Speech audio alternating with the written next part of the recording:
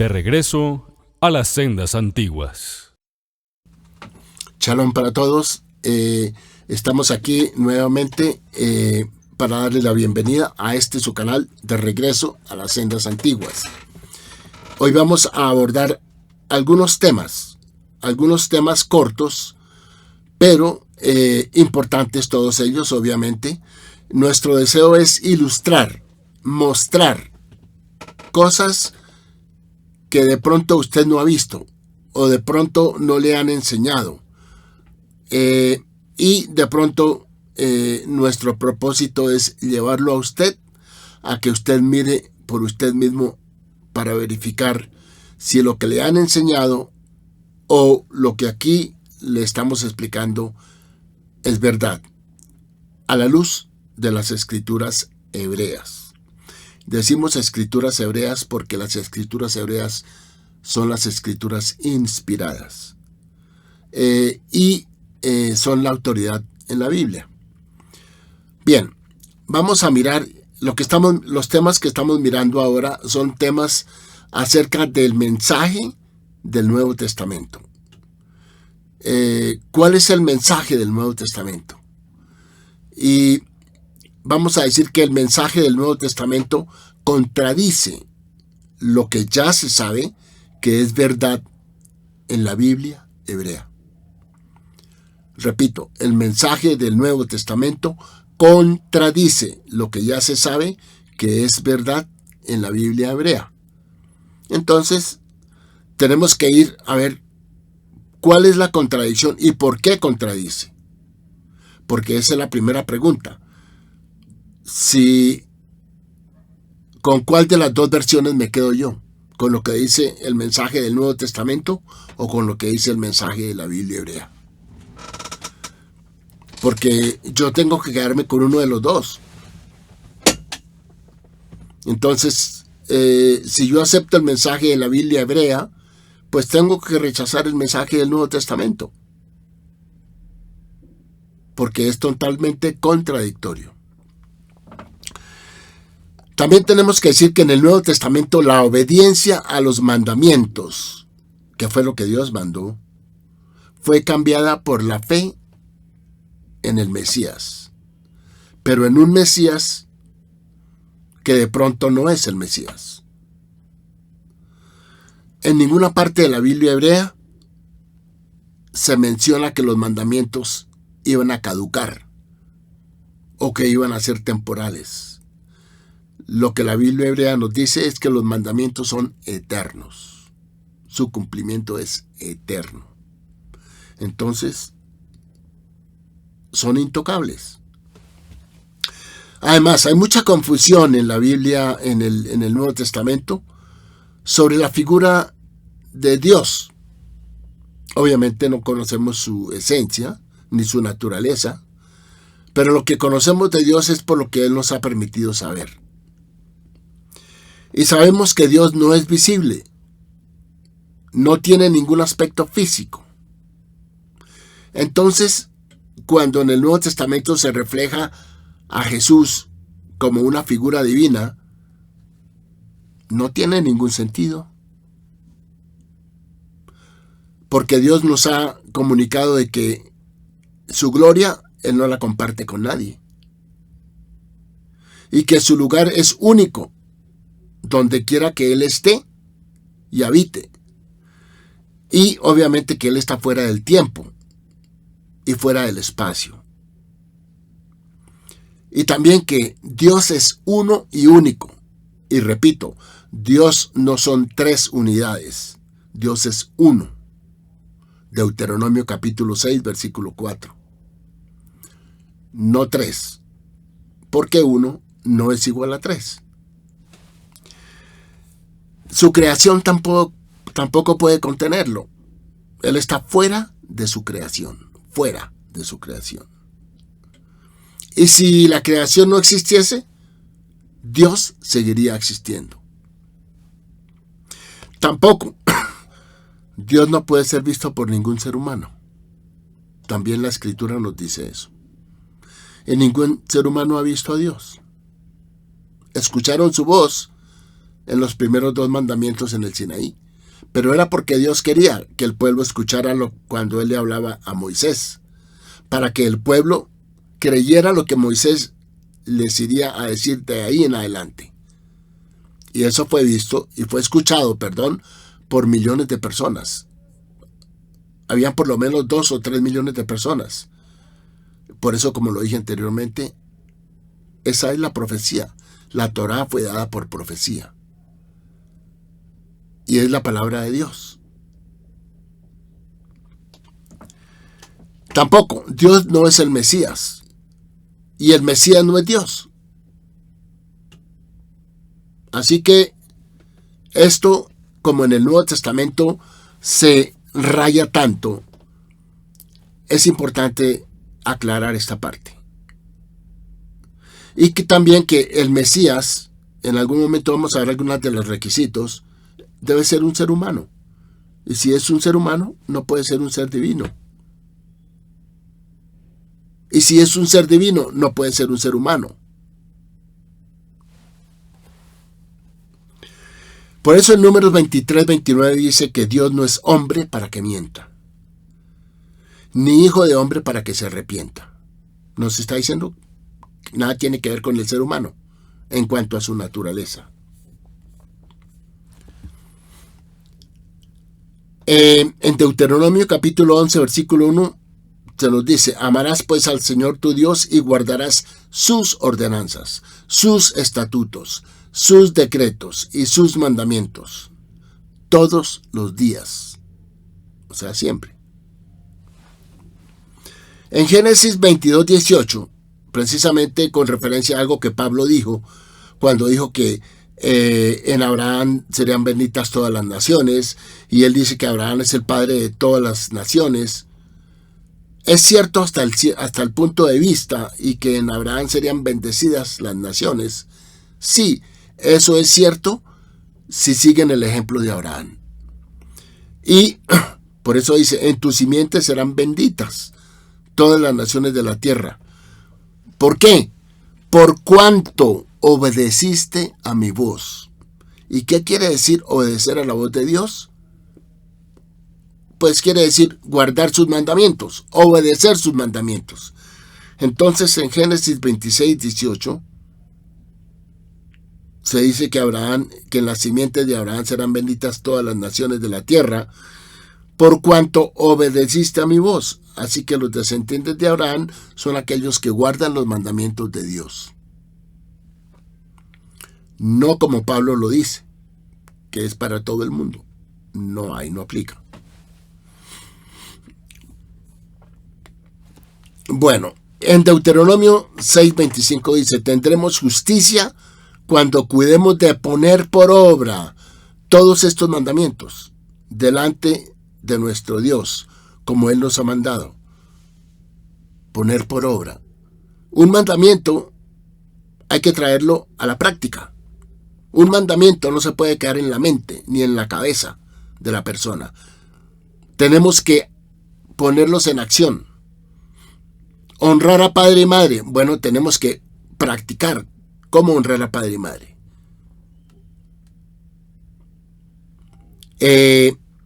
La no idolatría. Y este es un punto muy delicado en el tema del cristianismo. Porque cuando el cristianismo comienza a fijarse en una figura que supuestamente han creado y que no es bíblicamente, prescrita en el Tanaj o la Biblia hebrea, estamos deslizándonos o se están deslizando hacia la idolatría, porque le están quitando tiempo y poder y autoridad, se la están dando a otra persona, a un ser humano, y se la están quitando a Dios. El fijarse en un ser humano, como quiera, cualquiera que sea la razón, es idolatría. Eso es el segundo mandamiento. Entonces, hay que tener mucho cuidado con eso. Ahora, Nuestro conocimiento en el judaísmo de quién realmente es Dios no estaba basado simplemente en lo que pueda estar escrito en un libro. Nuestro conocimiento sobre en quién debemos creer y en quién no debemos creer, Dios nos lo ha demostrado a través de su palabra y su cumplimiento con hechos. La palabra de Dios se ha traducido en hechos, en las profecías, en los acontecimientos. Y estos hechos y estos eventos fueron vistos por miles y millones de personas. Así que es ahí donde resta nuestra confianza.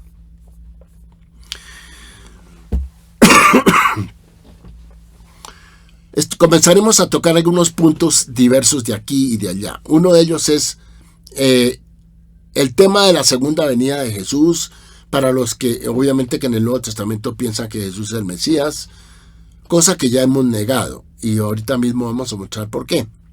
Pero habla de un tiempo de intervalo cuando él prometió regresar a la tierra en su segunda venida o la parusia. Y obviamente que muchas de las declaraciones anticipan un rápido retorno. Ya hemos visto que Mateo 10:23, Marcos 9:1, etc. son comentarios que suponen un intervalo muy corto. Luego, cuando Jesús anunció su segunda venida, él lo hizo y lo hizo con relación a esta generación. O sea, la generación que estaba viva en el momento en que él estaba ahí. Y resulta que toda esa generación murió y no vino. Y ya han pasado 2000 años y no ha venido. Entonces, y en un momento también Jesús dijo que no sabía cuándo iba a regresar en Marcos 13:32. Así que podemos decir que Jesús no hizo ninguno de estos comentarios. Estas declaraciones revelan que el mito de la segunda venida se explicó de diferentes maneras a medida que el tiempo se alargaba, el intervalo posterior a la muerte de Jesús. A medida que el tiempo se alargaba, pues iban poniendo más excusas, porque ya la generación de Jesús había pasado. Y tenemos también que el autor de la segunda epístola de Pedro trata el problema ocasionado por el retraso en el regreso de Jesús de esta forma. Este autor de la segunda epístola de Pedro intenta tratar el problema, y decimos que no necesariamente pudo haber sido Pedro. Lo más probable es que Pedro ya estaba muerto para ese entonces. Intenta tratar el problema ocasionado por el retraso en el regreso de Jesús apelando a Salmos 94, donde afirma que 1000 años a tu vista no son más que un ayer cuando ha pasado y como una guardia en la noche. Pero este escritor está malinterpretando el Salmo, porque el Salmo tiene que ver con algo muy diferente. Mientras que la promesa de Jesús fue una promesa de un ser humano que iba a regresar pronto. Entonces, no tiene ninguna relación el Salmo con lo que realmente dijo Jesús, que no se cumplió. No hay necesidad de interpretar el versículo que dice: en verdad os digo que esta generación no pasará hasta que todas estas cosas sucedan. De otra manera, que Jesús está hablando aquí de su generación contemporánea. La expresión esta generación aparece 14 veces en los evangelios y siempre se aplica a los contemporáneos de Jesús. Esa generación pasó sin que Jesús regresara. Por lo tanto, nos enfrentamos a otra promesa incumplida por Jesús. Jesús no regresó durante el periodo que él mismo designó específicamente. Algunos comentaristas opinan que esta generación significa la generación viva cuando esta profecía se cumpla, lo que creen que aún no se ha ocurrido. Sin embargo, el texto muestra que Jesús no estaba hablando a una generación futura no especificada, estaba hablando a sus discípulos contemporáneos y les dirigió esta profecía personalmente. Así que los cristianos esperan en vano el cumplimiento esperado de las profecías mesiánicas. Durante una segunda venida de Jesús, su cuenta está apagada. Esto tendría que referirse a una tercera venida. ¿Por qué una tercera venida? Porque la primera venida, la primera vez que él apareció aquí en la tierra, luego él murió. Y la supuesta resurrección haría una segunda venida. Y supuestamente él ascendió, entonces tendrían que estar esperando la tercera venida. Bien. Entonces, el tiempo hace que esta doctrina cristiana de una segunda venida pierda toda credibilidad. Si Jesús prometió regresar pronto y los discípulos esperaban tan fuertemente ver a Jesús regresar y establecer el reino de Dios, y ninguno de los dos eventos ocurrió, ¿qué puede esperar la iglesia? O sea, las especulaciones teológicas cristianas sobre la segunda venida no representan más que la sistematización de un error. Bueno, ninguna cantidad de acrobacias teológicas cristianas resolverá los problemas engendrados por la realidad histórica de que un cumplimiento inminente prometido hace 2000 años no ocurrió como se esperaba. En pocas palabras, Jesús nunca regresará, ni entonces, ni ahora, ni nunca. Bueno, queremos también tocar otro punto, y es ¿cuál es la viabilidad? ¿Cuál es la credibilidad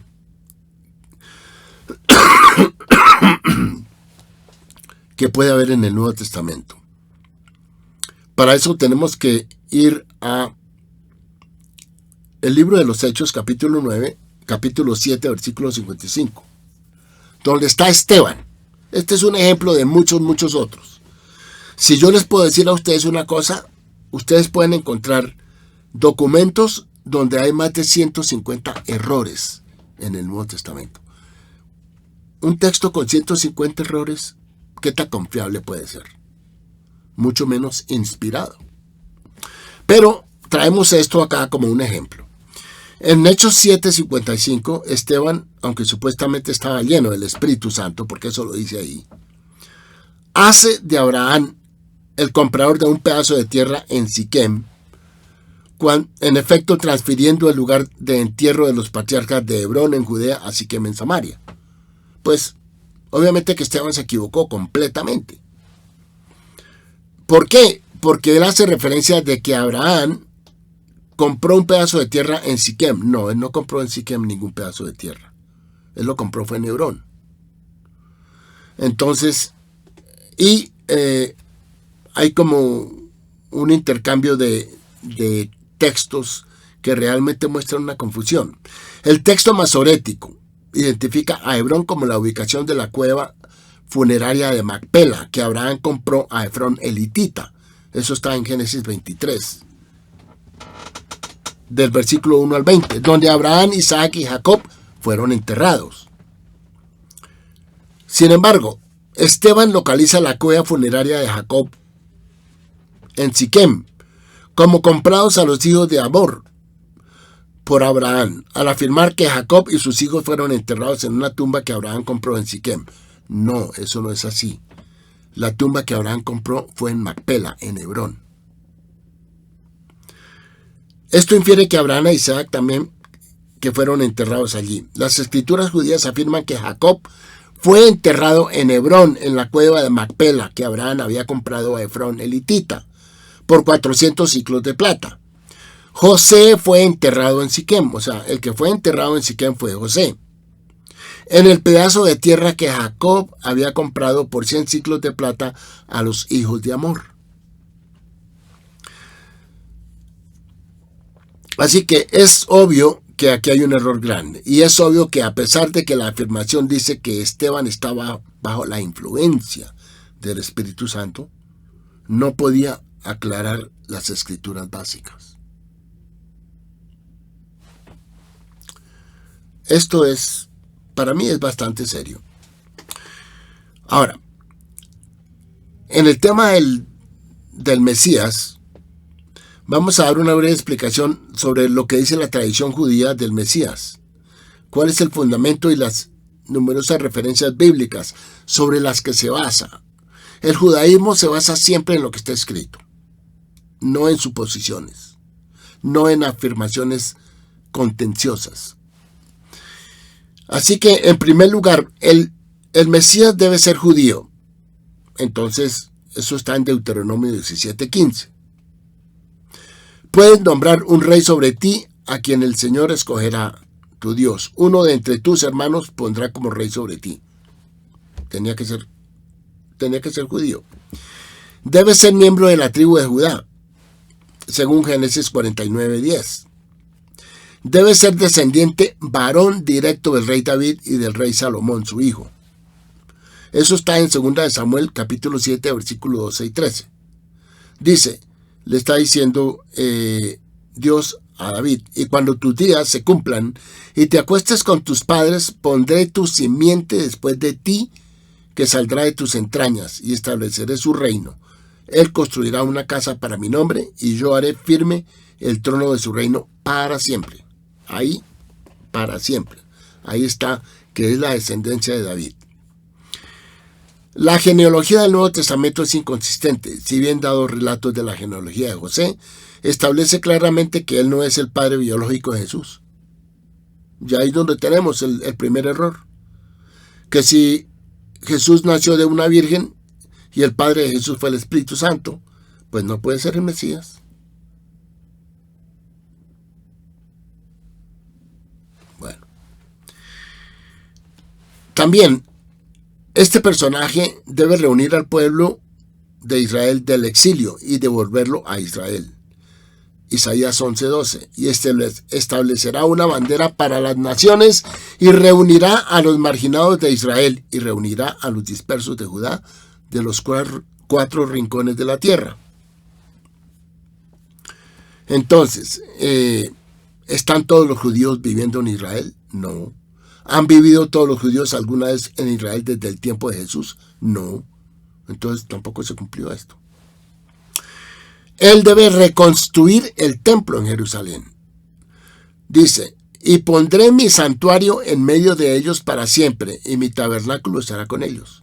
Ezequiel 37:26.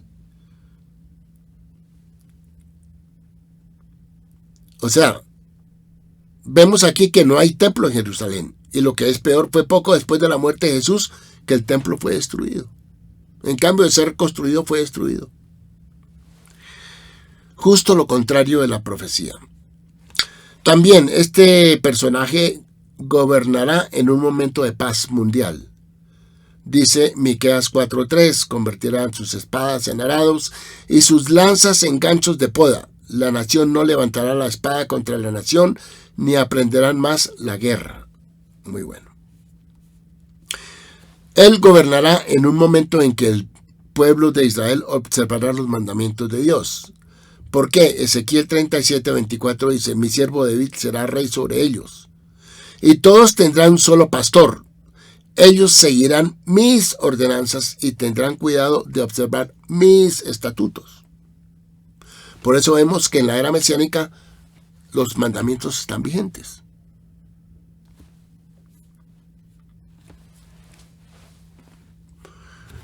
Él gobernará en un momento en que todas las personas vendrán a reconocer y servir a Dios.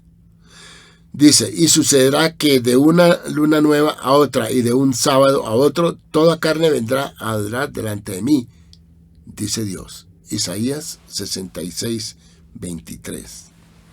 Todavía hay millones de personas, si no miles de millones de personas en el mundo, hoy que se adhieren a religiones paganas, a creencias paganas y politeístas, donde hay varios dioses, varias divinidades. Está claro que aún no hemos visto este periodo de la historia humana desarrollarse, que estamos hablando de la era utópica o la era mesiánica. Entonces, todo esto se cumple mejor, y donde mejor está escrito acerca de este personaje del Mesías, lo tenemos en Ezequiel capítulo 37, versículos 24 al 28. Mire lo que dice. Y David mi siervo será rey sobre ellos, y todos tendrán un solo pastor. También seguirán mis juicios y observarán mis estatutos, y los harán. Y morarán en la tierra que he dado a Jacob mi siervo, o sea, en Israel. en la que tus padres han habitado y morarán allí, ellos y sus hijos, y los hijos de sus hijos para siempre, y mi siervo David será su príncipe para siempre. Además, haré un pacto de paz con ellos, será un pacto eterno con ellos que les daré, los multiplicaré y pondré mi santuario en medio de ellos para siempre. Entonces quiere decir que va a haber un templo, cosa contraria de lo que enseña el Nuevo Testamento, que ya no hay templo, que no va a haber templo, que el ser humano es el templo del Espíritu Santo. Eso es una mentira.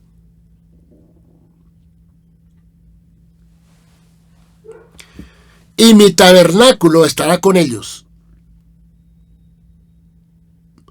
¿Y para qué Dios quiere un tabernáculo? Para morar en medio de su pueblo. ¿Y qué es un templo? Es donde hay que llevar sacrificios. O sea que van a volver sacrificios. ¿Por el pecado? Sí, por el pecado. Eso está escrito en Ezequiel capítulo 40 al 48. Bueno, y yo seré su Dios y ellos serán mi pueblo. Entonces las naciones, todo el resto del mundo, sabrán que yo soy Dios que santifica a Israel, cuando mi santuario estará en medio de ellos para siempre. Muy bien. Ahora, si un individuo no cumple ni siquiera una de estas condiciones, entonces no puede ser el Mesías.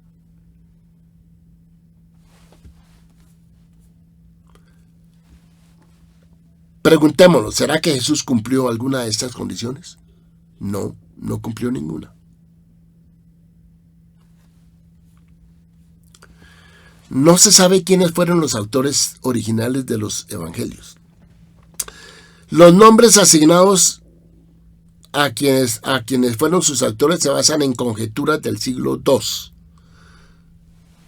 Los cristianos afirman que los autores de Marcos, Mateo y Juan eran judíos y no están de acuerdo en si Lucas era judío o gentil.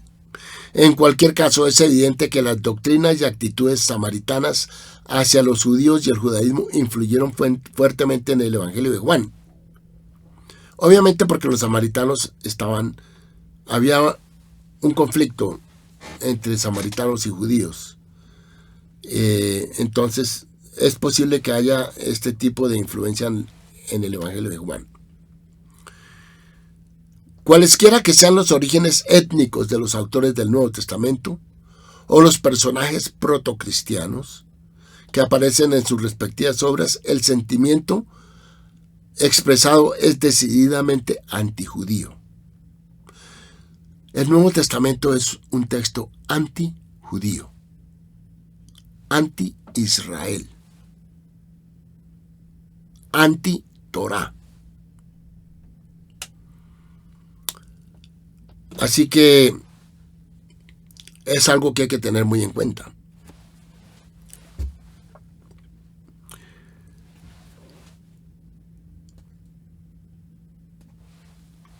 El judaísmo antes de Jesús es apropiado y los autores del Nuevo Testamento toman de él cualquier cosa que encuentren útil para sus propósitos. Todo lo demás es condenado como obsoleto, como en Hebreos 8:13, donde dice que ya los mandamientos no están vigentes porque hay un nuevo pacto. Y ahí el judaísmo deja de existir. El cristianismo se convierte en la culminación natural y necesaria de la historia judía relevante. Hace que el judaísmo y sus adherentes sean innecesarios y obsoletos. Por lo tanto, donde en Juan 4:22 dice que la salvación viene de los judíos, se refiere al pasado, pero ya no es verdad para el presente.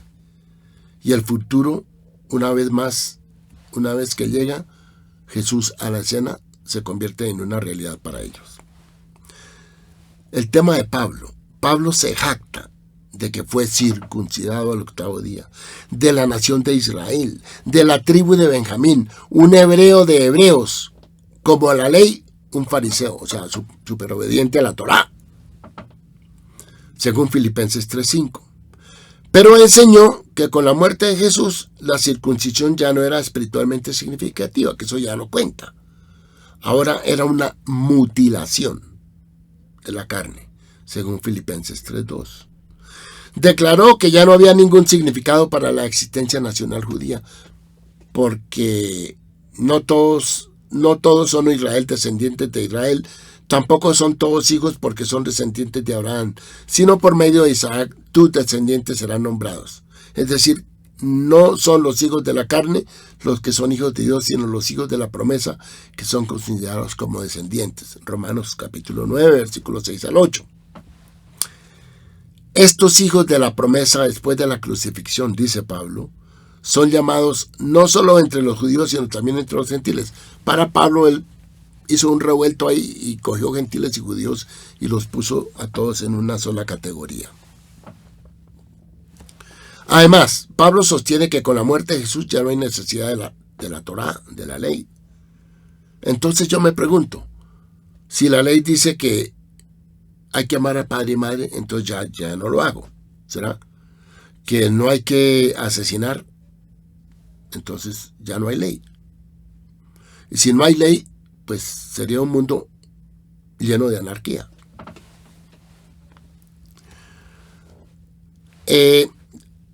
Pablo sostiene que con la muerte de Jesús ya no hay necesidad de la Torá. La ley se ha convertido en nuestro tutor para conducirnos a Cristo, para que seamos justificados por la fe. O sea, sí, Pablo dice que la ley nos lleva a Cristo porque al fijarnos en dice él, al fijarnos en la Torá, vemos cuán pecadores somos.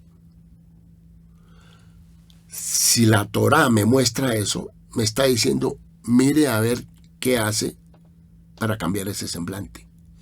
Mire a ver si se arrepiente. Mire a ver si cambia su forma de vida. Pero Pablo dice que nada de eso es necesario. Él dice que, pero ahora que la fe ha llegado, ya no estamos bajo un tutor. O sea, ya la ley no la necesitamos. Porque todos vosotros sois hijos de Dios por medio de la fe en Cristo Jesús. ¿Y eso cómo lo interpreta una persona? ¿No lo explicó?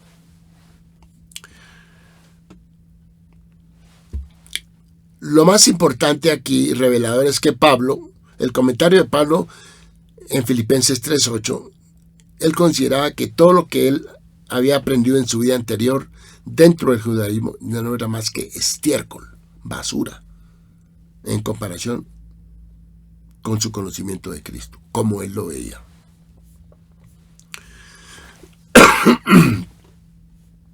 Bien, también vemos que la figura de Jesús de los evangelios parece que no fuera judío. Porque el Jesús de los evangelios sanciona y fomenta explícitamente el odio hacia el pueblo judío. Y aquí es donde tenemos que preguntarnos dos cosas. Si Jesús era judío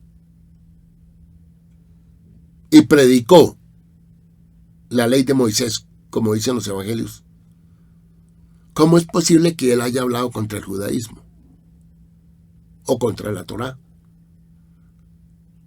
O haya hecho cosas que no están en la Biblia hebrea. Eso es algo que hay que cuestionarse. Entonces, si Jesús no lo dijo, lo pusieron en boca de él. A mi modo de pensar, es probablemente lo que sí sucedió.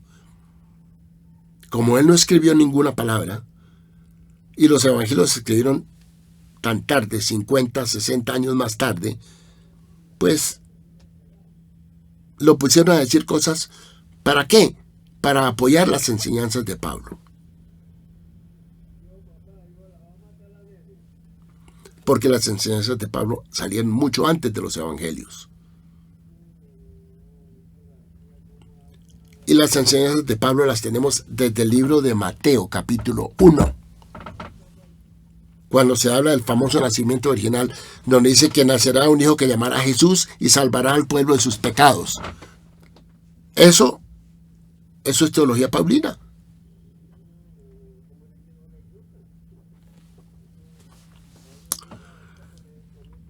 Entonces, el Nuevo Testamento es una obra realmente anti-judía. A través del asalto deliberado de sus autores contra todos los judíos, en todos los lugares.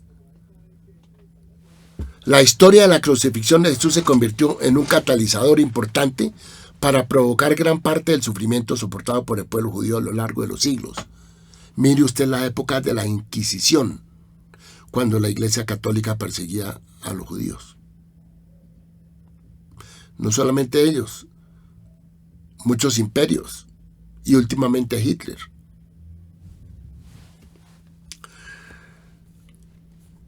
Así que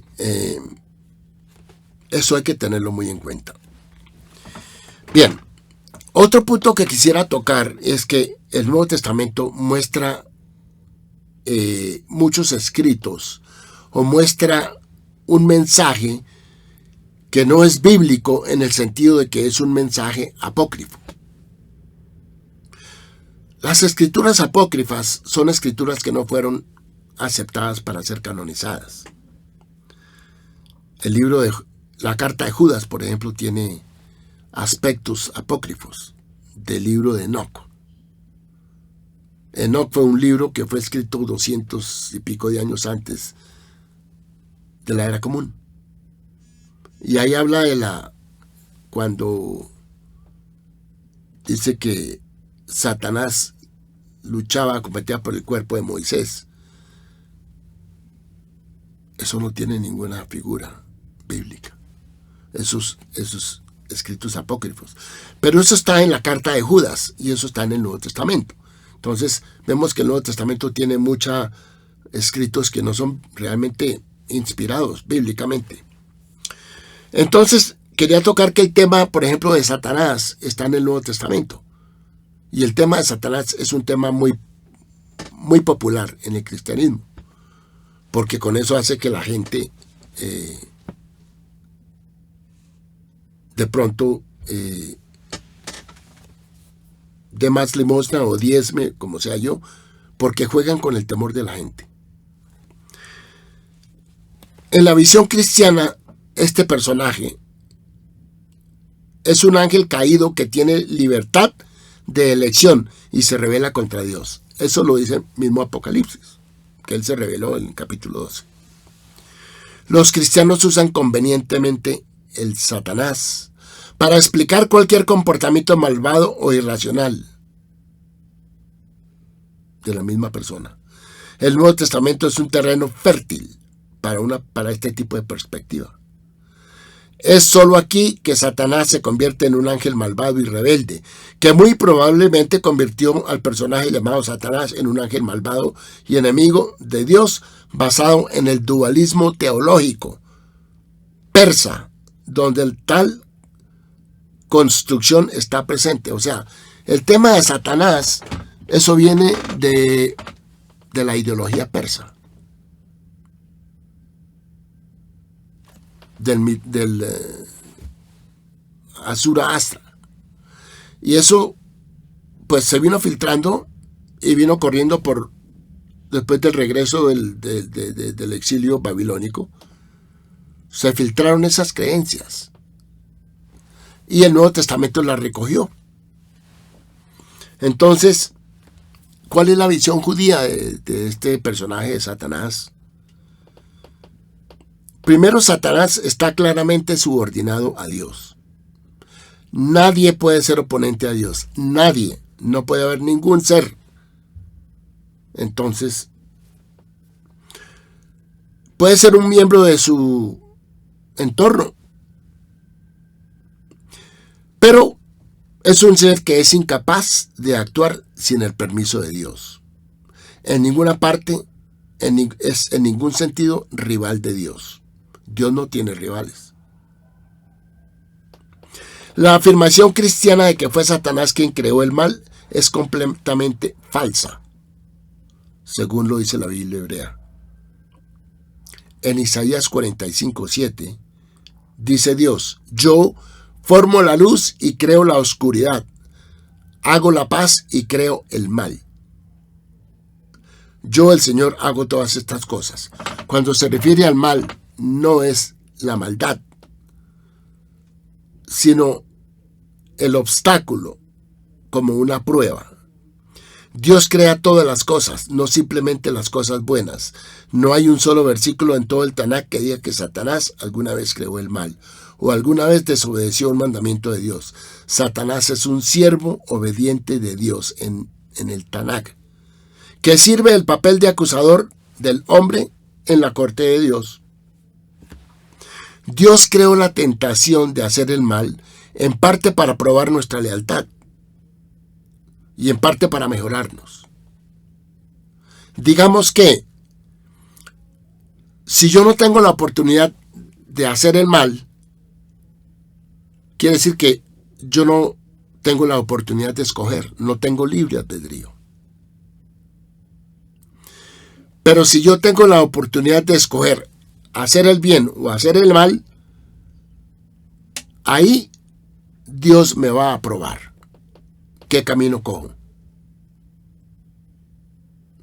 Porque si no pudiera hacer el mal, sería un robot. Por eso es que el ser humano es responsable de sus actos y no le puede echar la culpa a ningún Satanás. Porque ningún Satanás lo obliga al ser humano a pecar. Eso no existe.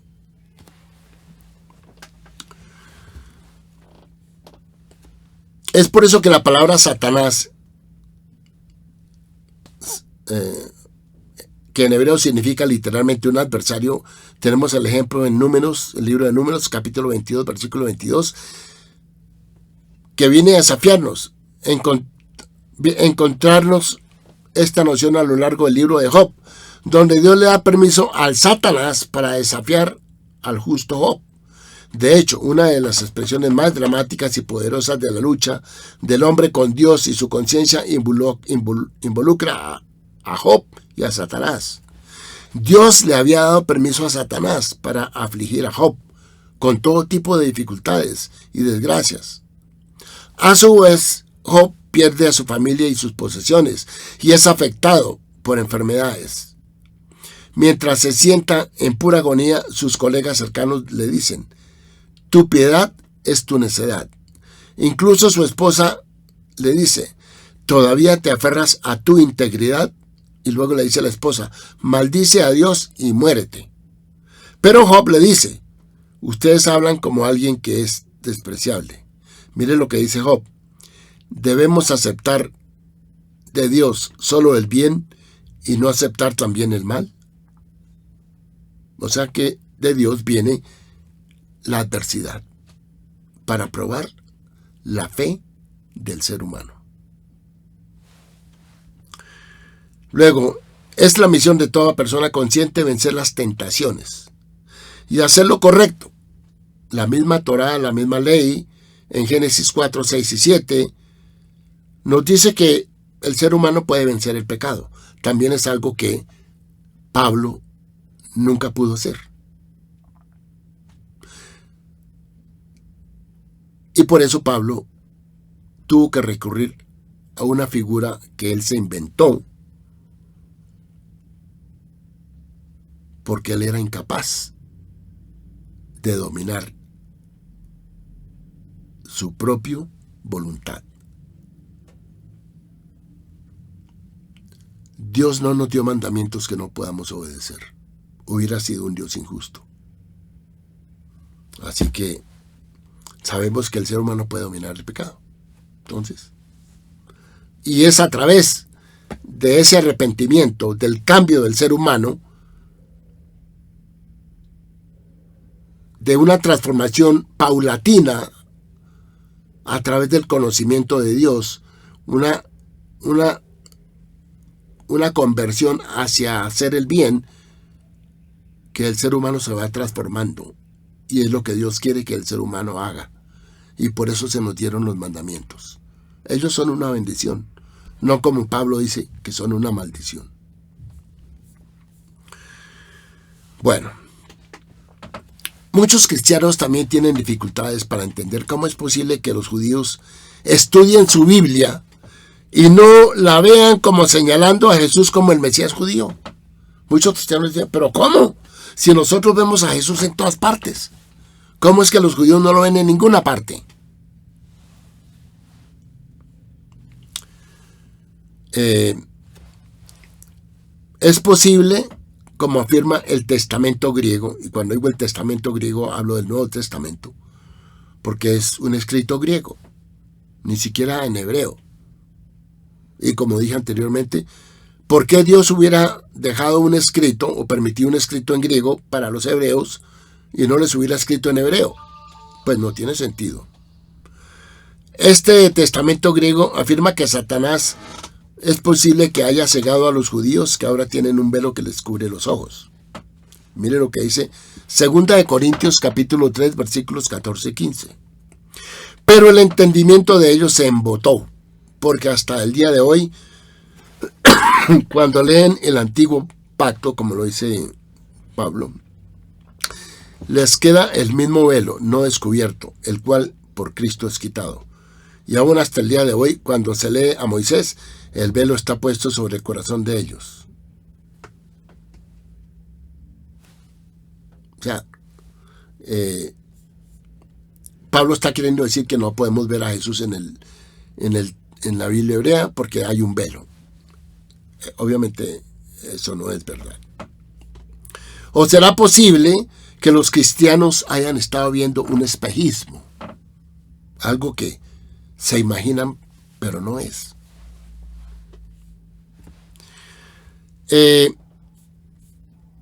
Como ya hemos visto tantos pasajes acerca del Mesías,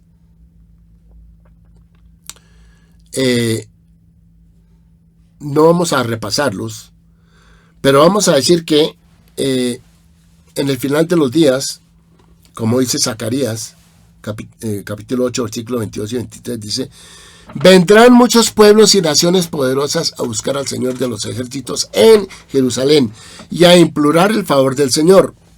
Así dice el Señor de los ejércitos: en aquellos días 10 hombres de todas las lenguas, de las naciones,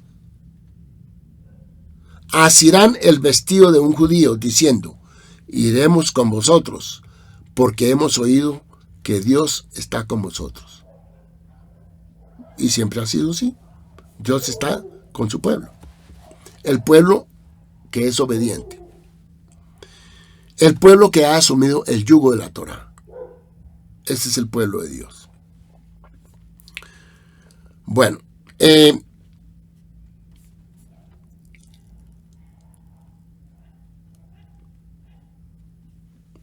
también vemos en cuanto al tema del Mesías que a él se le identifica como Mesías porque hizo milagros. Pero ¿cuántas veces nos dice la Biblia que seremos capaces de identificar al Mesías como resultado de los milagros? La Biblia no dice que los milagros tengan una importancia en ese sentido. ¿Por qué la Biblia nunca nos informó que seríamos capaces de identificar al Mesías a través de sus milagros? La razón de esta omisión se deriva del hecho de que los milagros son un barómetro, una vara de medir, poco confiable de cualquier cosa. Por ejemplo, mientras Moisés realizaba milagros en Egipto, los magos del faraón también hicieron lo mismo.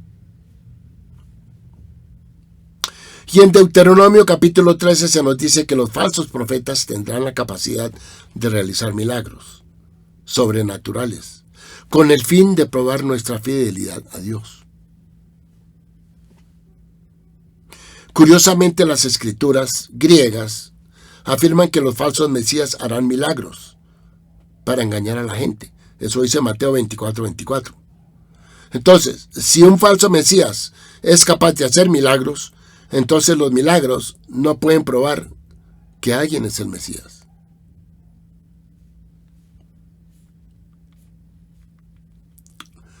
Bien, vamos a enfocar dos textos donde vamos a mostrarles a usted cómo el cristianismo enfoca la Biblia hebrea.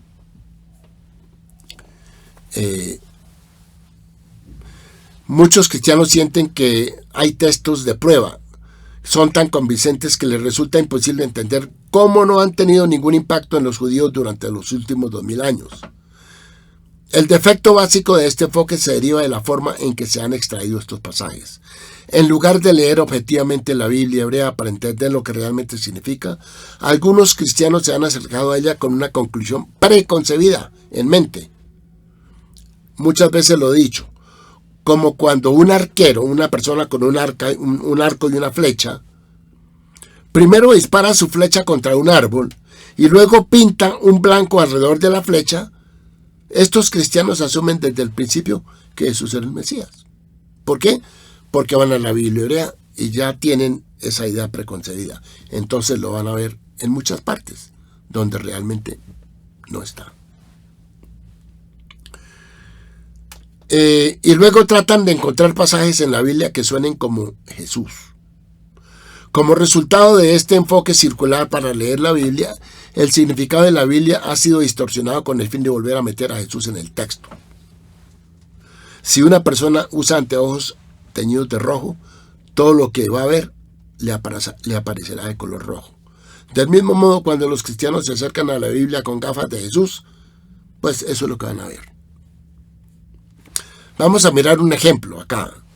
En Zacarías 13:6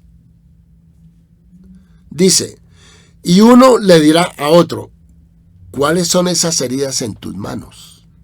Entonces responderá, aquellos con los que fui herido en la casa de mis amigos. Obviamente que el cristianismo usa eso para decir que está refiriendo a Jesús porque las manos se las rodaron. Bueno, numerosos cristianos han ofrecido este versículo como evidencia de que las escrituras hebreas hacen referencia a Jesús de Nazaret.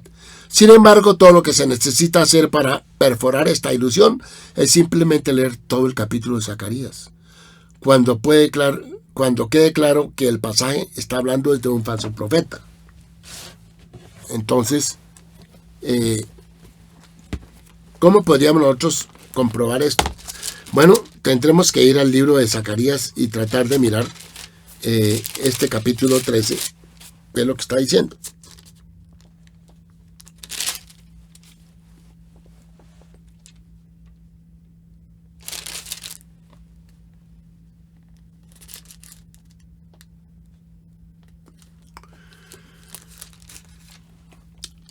Y dice aquí,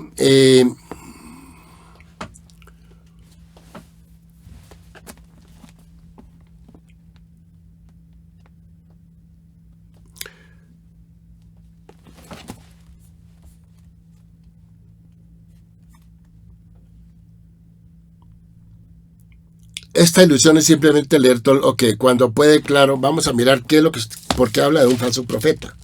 Jeremías capítulo 13 comienza: en aquel tiempo habrá un manantial abierto para la casa de David y para los habitantes de Jerusalén, para la purificación del pecado y de la inmundicia. En aquel día, dice Dios de los ejércitos, quitaré de la tierra los nombres de las imágenes. Ojo, con las imágenes son idolatría. Y nunca más serán recordados. Y también haré cortar de la tierra a los profetas y al espíritu de inmundicia. O sea, a los falsos profetas. Y acontecerá que cuando alguno profetizare, aún le dirán su padre y su madre que lo engendraron. O sea, cuando algún profeta falso profetizare, le dirán: no vivirás porque has hablado mentira en el nombre de Dios, y su padre y su madre que lo engendraron le traspasarán cuando profetizare, o sea, lo matarán. Y sucederá en aquel tiempo que todos los profetas se avergonzarán de su visión cuando profetizaren, ni nunca más vestirán el manto velloso para mentir. Y dirá: no soy profeta, labrador soy de la tierra, pues he estado en el campo desde mi juventud. Y le preguntarán: ¿qué heridas son estas en tus manos? Y él responderá: con ellas fui herido en casa de mis amigos. O sea, eso no tiene nada que ver con ningún Jesús. Eso tiene que ver con una profecía de los falsos profetas, que van a recibir castigo en el final de los días.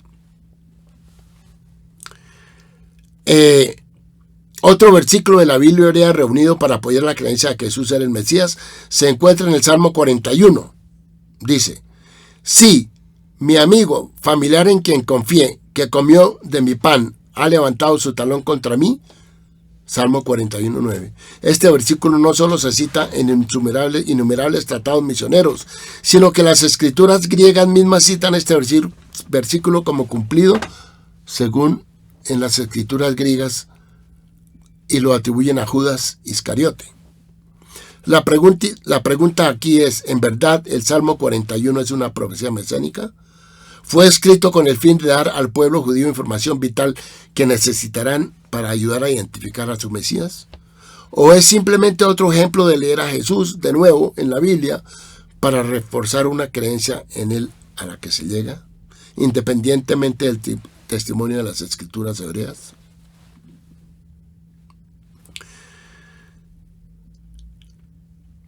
Esta explotación de las Escrituras se puede confirmar leyendo cuidadosamente todo el Salmo y preguntando, ¿cómo pudo alguien haberlo entendido antes del advenimiento del cristianismo? O sea, si este Salmo fue escrito antes de la era común, ¿cómo lo entendieron? Si todavía no existía Jesús.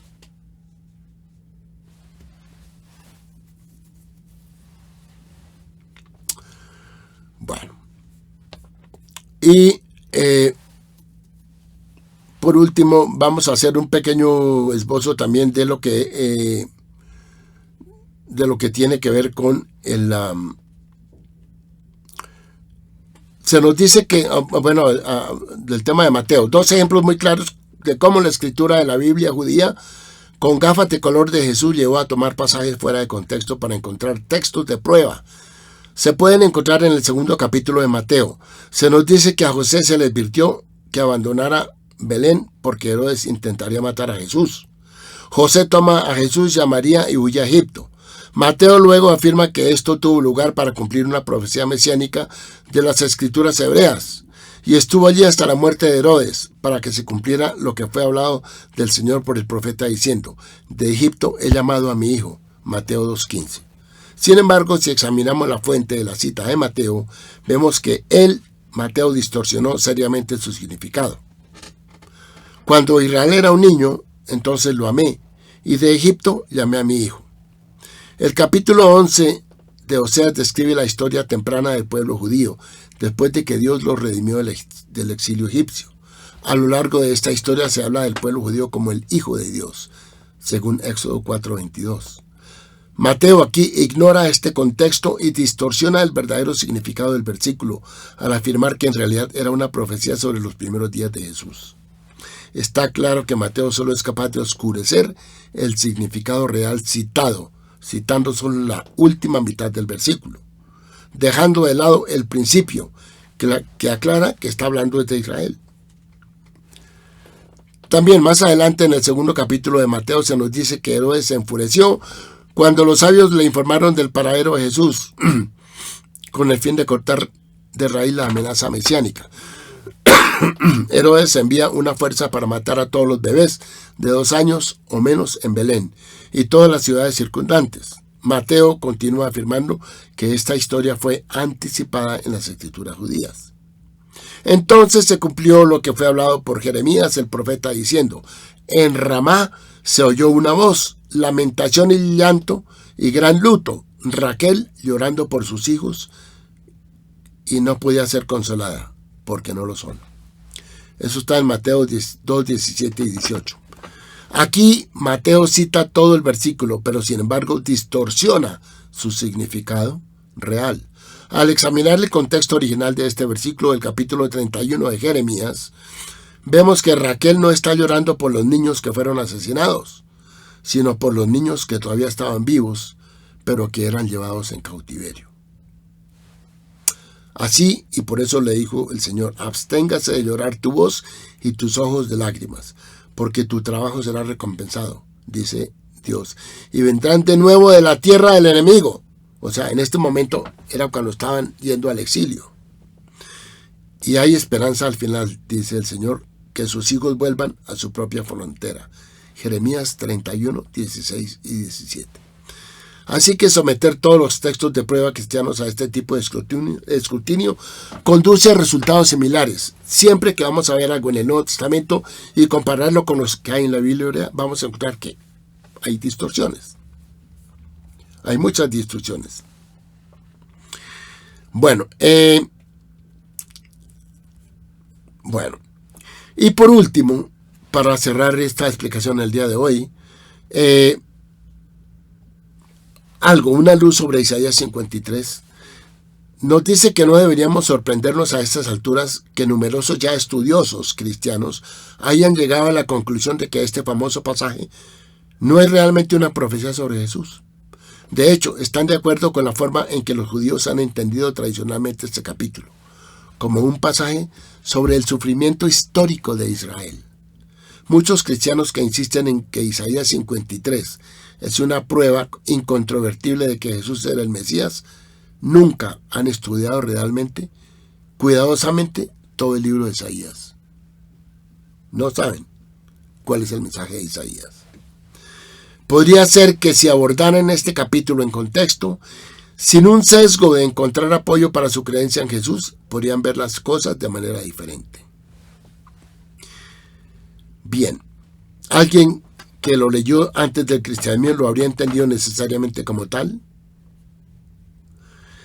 ¿Qué evidencia hay de que está hablando de Jesús? Este es un punto importante. Imagina un versículo en las Escrituras hebreas que diga, el Mesías vendrá. Muchos cristianos insistirán en que se refiere a Jesús. Sin embargo, esto es solo así porque ya creen en él como el Mesías. Así el versículo no lo diga. Vemos que en Mateo 16:21, Pedro identifica a Jesús como el Mesías. En ese momento Jesús les dice a sus seguidores que irá a Jerusalén y sufrirá mucho sufrimiento. Y finalmente será asesinado. ¿No pensaría usted que Pedro le hubiera dicho, pero Señor, si tú eres el siervo sufriente de Isaías 53? Pero Pedro no reacciona de esta manera. Él protesta y dice que esto nunca le sucederá a Jesús. En el capítulo 9 de Marcos, Jesús enseña a sus discípulos que será entregado a los hombres malvados que lo matarán. Sin embargo, Marcos nos dice en el versículo 32, pero no entendieron ese dicho y tenían miedo de preguntarle. Quiere decir que ni siquiera los seguidores de Jesús asumieron que Él vino al mundo para sufrir y morir. Ni siquiera ellos lo sabían. Ahora, ¿por qué es que el pueblo judío ha entendido este capítulo de Isaías como referente al sufrimiento histórico del pueblo judío? ¿Hay alguna base para esto? Este capítulo es el cuarto de 4 poemas del siervo en el libro de Isaías. ¿Quién es este siervo? Alguien que se acerca a este capítulo con el beneficio de haber leído los capítulos anteriores de Isaías, sabría exactamente quién es el siervo. Donde dice, pero tú, Israel, mi siervo Jacob que he elegido, descendientes de Israel, mi amigo, tú a quien he tomado de los confines de la tierra y he llamado desde sus partes más remotas, y te has dicho, tú eres mi siervo, te he elegido y no te he rechazado. Isaías 41:8. Tú eres mi testigo, declara el Señor, y mi siervo a quien he elegido, para que puedas conocer y creer en mí, y entender que yo soy Dios. Isaías 43:10. Pero ahora escucha, oh Jacob, mi siervo, e Israel, a quien he escogido. Isaías 41:1-21. Pero por el bien de Jacob, mi siervo, e Israel, mi escogido, te he llamado por tu nombre.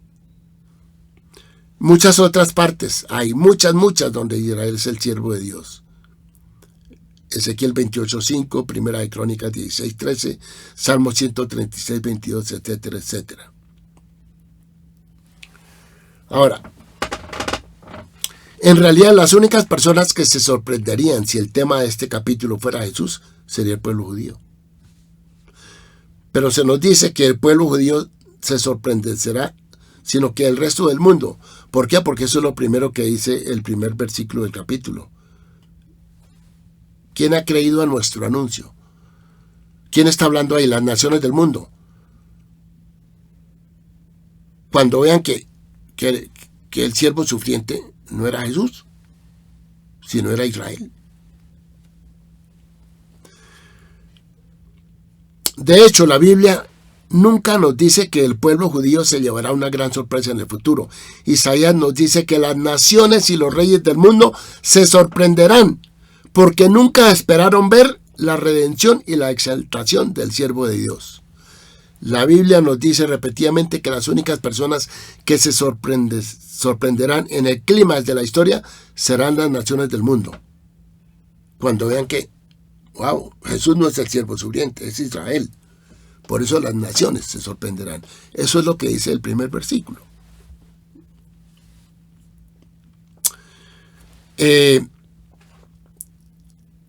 La pregunta más crítica que se debe hacer al estudiar Isaías 53 es: ¿quién está hablando en Isaías 53? A menudo los cristianos asumen que este es un discurso que el pueblo judío hará un día en el futuro cuando reconozcamos que nos equivocamos al rechazar a Jesús. Sin embargo, si entendemos el flujo de Isaías 53 desde el final del capítulo 52, nos damos cuenta de que las personas exclaman, dice, ¿quién habría creído lo que estamos escuchando? En 53.1. Son las naciones y reyes que están conmocionados de lo que se habla en los versículos anteriores. Y en el capítulo 53, Isaías nos está diciendo el discurso confesional que harán las naciones y los reyes del mundo mientras reflexionan sobre su historia de chivo expiatorio y persecución del pueblo judío.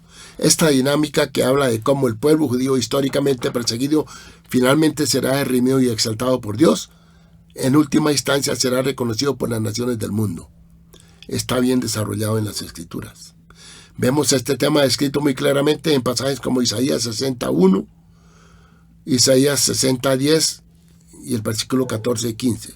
Si bien estos pensamientos simplemente rascan la superficie de la comprensión de este capítulo de Isaías, comienza a explicar por qué tanto los estudiosos judíos como los cristianos lo han comenzado a entender como una referencia al siervo de Dios que es Israel. Bien, vamos a dejar hasta ahí por hoy. He tocado varios puntos simplemente para fijarnos en diferentes cosas y comenzar a pensar en cómo podemos organizar nuestra mente, nuestros pensamientos, nuestras actitudes. Si yo he escuchado esto hasta este momento, yo tengo que hacer algo. Yo tengo que ir a ver cuál es mi posición, cuál es mi relación con mi Creador. Porque de eso depende mi vida eterna, si es que la voy a tener. Si es que voy a tener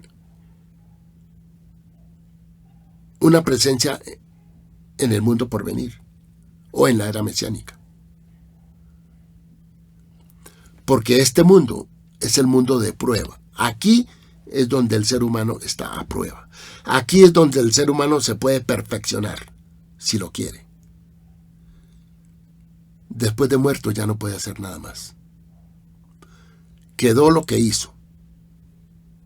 Y si la balanza de este ser humano es puesto en balanza, y si lo bueno supera lo malo, pasará posiblemente a la era mesiánica. Y si no, no pasará. ¿Por qué darle la oportunidad a un ser humano que nunca quiso conocer a Dios? ¿Por qué darle la oportunidad de que pase a la era mesiánica si no está interesado? Porque en la era mesiánica hay un perfeccionamiento, un acercamiento a Dios. Y en el mundo por venir ya no hay nada más que hacer. Todo quedó como que quedó. Y si una persona no califica para la era mesiánica, quiere decir que será eternamente separado de la presencia divina. Eso es lo que la Escritura nos da a entender. Así que tenga mucho cuidado y reflexione sobre estos puntos que hemos tocado hoy. Y los insto para que vayan a este canal y puedan mirar otros videos. Hay 35 videos que se han hecho más o menos en el término de un año. Simplemente para despertar el interés en toda esta población que está engañada con el mensaje del Nuevo Testamento. Para que algún día puedan reflexionar. Y esperemos que no sea tarde. Muchas gracias.